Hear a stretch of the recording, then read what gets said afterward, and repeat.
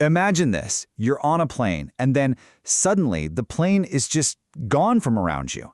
It's an impossible thought, right? Well, today we're diving into a story that starts with that exact moment and turns into an 11-day fight for your life in the Amazon rainforest. This is the absolutely incredible story of Juliane Koepcke. Yeah, just let that sink in for a second. Can you even imagine that feeling?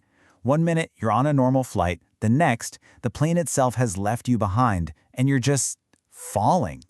This one quote from the sole survivor, Juliane Koepcke, it just perfectly captures the pure terror and the complete surreality of what happened to her. That's how far she fell. 10,000 feet. We're talking nearly 2 miles, strapped into her seat, just plummeting toward the jungle canopy. You're not supposed to survive a fall like that. Statistically, it's a non-starter. But for Juliane, believe it or not, this was only the beginning of her ordeal. All right, so let's paint the picture. It's Christmas Eve, 1971.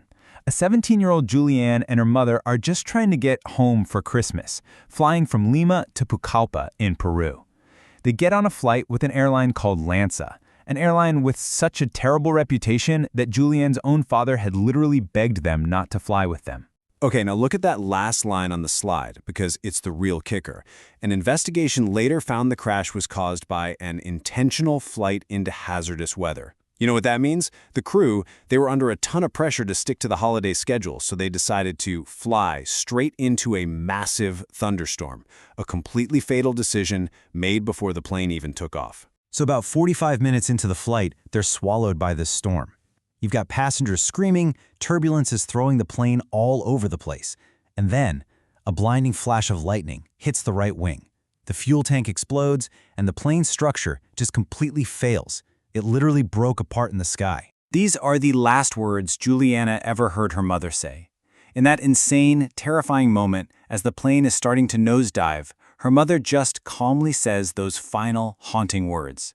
A split second later, the cabin is ripped open, and Juliane is thrown out, still buckled to her seat, into the middle of the storm. In what can only be described as a miracle, the dense jungle canopy and her row of seats somehow cushioned her fall. She woke up a full day later on the forest floor. But the nightmare? Oh, it was far from over. Surviving the fall was one impossible thing. Now she had to survive the jungle itself. And let me tell you, she was not in good shape. She had a broken collarbone, deep, open cuts on her arm and leg, a really bad concussion, and one of her eyes was swollen completely shut. And, to make everything worse, she'd lost her glasses, which meant she was half blind in a place where seeing what's 2 feet in front of you can mean the difference between living and dying. And what a place it was. The Amazon is not some gentle paradise. No. It's home to some of the planet's most dangerous animals. We're talking giant green anacondas, deadly pit vipers, and bullet ants, whose sting is famously compared to actually being shot. Even the rivers had bull sharks, which can swim hundreds of miles upstream. This was the world she woke up in. But here's the thing. This is the twist that makes her story so unique. Juliane Koepcke wasn't your typical teenager. She was the daughter of 2 world-famous zoologists. She actually grew up at their research station, Penguena, deep in the Amazon. So this green hell that would have killed pretty much anyone else, for her, it was kind of her backyard. Her survival really came down to 2 things. First was her hands-on jungle knowledge. And second, something maybe even more important, her unbelievable psychological resilience. When she was faced with this completely impossible crisis, she didn't panic.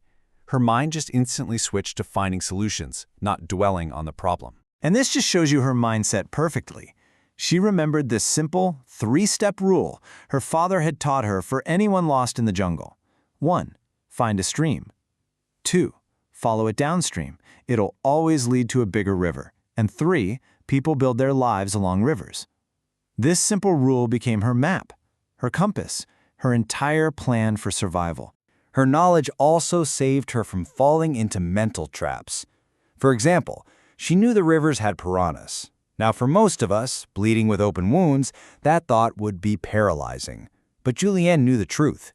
Her dad had taught her that piranhas are mostly scavengers, not the man-eating monsters you see in the movies.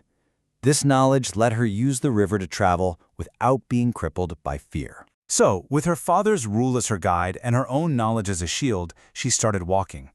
What came next was a grueling 10-day journey, all while fighting off shock, incredible pain, and, of course, starvation. On the fourth day, she stumbled upon part of the plane's wreckage and the bodies of 3 other passengers. Just a horrifying, traumatic discovery. But in that debris, she found one small bag of candy, and that candy was the only thing she would eat for her entire 10-day trek. As the days just dragged on, her situation got more and more desperate. The open wound on her arm got infected, a botfly had laid eggs in it, and now it was filled with large maggots, literally burrowing into her flesh. The pain was excruciating, and the risk of a fatal infection was growing with every single hour.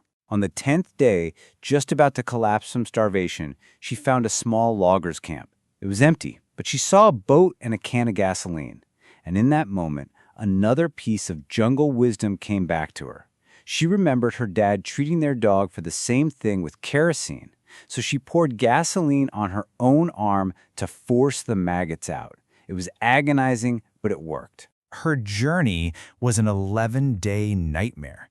After waking up alone, she found the first signs of the crash on day 4. It took another 5 days of just pushing through the jungle before she found that empty boat, the first real sign of other people. A day later, a small hut. And finally, on day 11, the loggers came back. They were so shocked they thought she was a water spirit, but she was real, she was alive, and she was finally saved. Her rescue made headlines all over the world. But you know what? The story doesn't end there. In the aftermath of all this, some really shocking and heartbreaking truths started to come out. This is the number that would haunt Juliane for the rest of her life, because investigators later figured out that this is how many other people, 14 of them, had also survived the fall.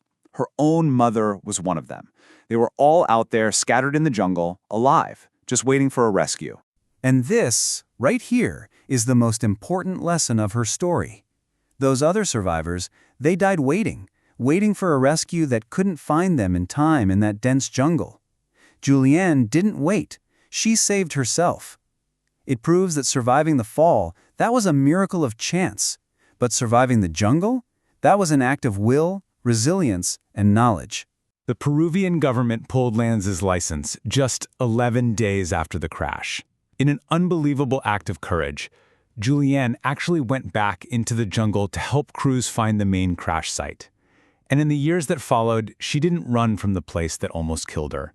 She embraced it. She became a famous zoologist and now runs Penguana, the very same research station when she grew up, continuing her parents' work. But even after living such an incredible life, one question has always followed her. It's a question she asked in a documentary about her ordeal, and it's the one that we're left with. Why her?